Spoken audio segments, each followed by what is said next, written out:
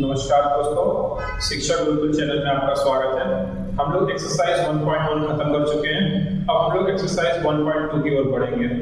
Exercise 1.2 की ओर बढ़ते हैं उससे पहले हम लोग ये देखेंगे कि थ्योरम 1.2 क्या है।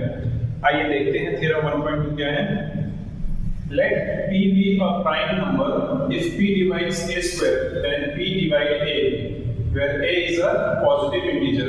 हमारा थ्योरम 1.1 ये बोल रहा है कि P हमारा कोई भी एक प्राइम नंबर है जो क्या कर रहा है, A को A स्क्वायर को डिवाइड कर रहा है।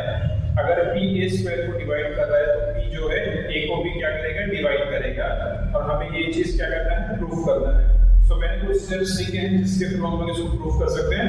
आइए स्टेप नंबर 1 देखते हैं। Suppose P is a prime number and A square is divisible by P। Sorry यहाँ P आएगा। तो हम लोग क्या लिख सकते हैं, A square is equals to P point P into K, और K क्या है यहाँ पे हमारा कोई भी इंटीजर है। तो हमने क्या सपोज किया है कि यहाँ पे जो P है वो एक प्राइम नंबर है, और प्राइम नंबर क्या कर रहा है, हमारा A स्क्वायर को डिवाइड कर रहा है। सो K क्या है, कोई भी इवन नंबर है जो उसके साथ आने वाला है। सो स्टेप 2 देखिए। By considering fundamental theorem of arithmetic. Fundamental theorem of arithmetic क्या कहता है कि अगर आप कोई भी इंटीजर्स को फर्दर छोटे नंबर्स में डिवाइड करेंगे तो क्या होगा, एक प्राइम फैक्टराइजेशन में आएगा, और उसका प्राइम फैक्टराइजेशन एकदम यूनिक नंबर होगा।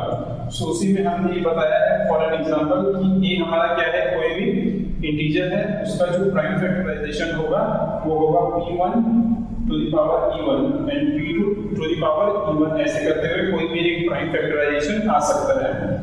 सो अगर हम लोग दोनों साइड पे क्या करेंगे, स्क्वायर करेंगे, यानी LHS और RHS को बस स्क्वायर करेंगे, squaring on both the sides, then we get a square is equals to p1 to the power 2e1 into p to the power e2। Okay, तो ये बता दें कि अगर हम लोग इसी सेम नंबर को क्या करेंगे, स्क्वायर करेंगे, तो क्या मिलने वाला है, हमें ये वैल्यू मिलने वाली है। सो हमें इससे क्या पता चल रहा है कि जब हमने a का प्राइम फैक्टराइजेशन फाइंड किया, सिर्फ a का, उसमें भी क्या आ रहा है, p आ ही रहा है, यानी p हमारा क्या है, कोई भी प्राइम नंबर है।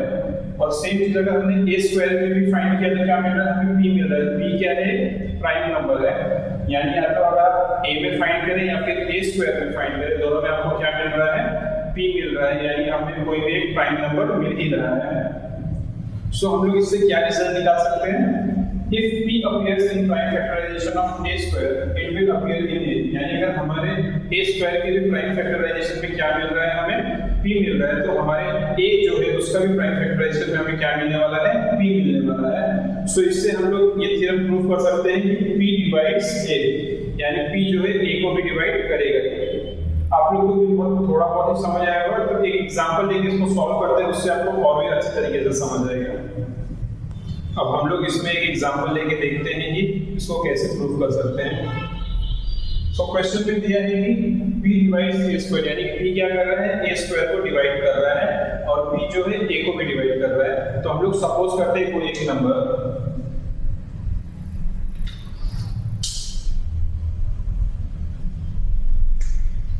तो सपोज करिए p क्या है, 5 है, और a क्या है, 25 है।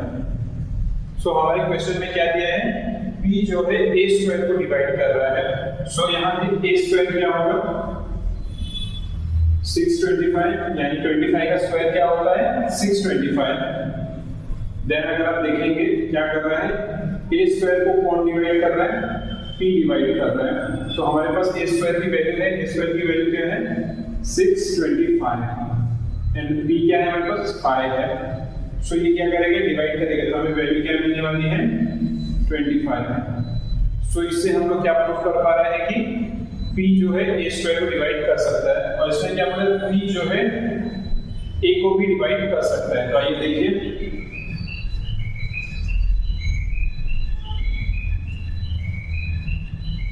सो 25 का मतलब 5 के टेबल में 5 था। सो ये भी हमने क्या कर दिया, प्रूफ कर दिया। यानी हमारे थ्योरम में जो दिया था कि a square is divisible by p and a is also divisible by p, यानी p जो है हमारे a में भी डिविजिबल है और a स्क्वायर में भी। सो इससे आपको समझ आ गया होगा एग्जांपल से थ्योरम 1.1। ऐसे ही हम लोग आगे के क्वेश्चंस देखते हैं।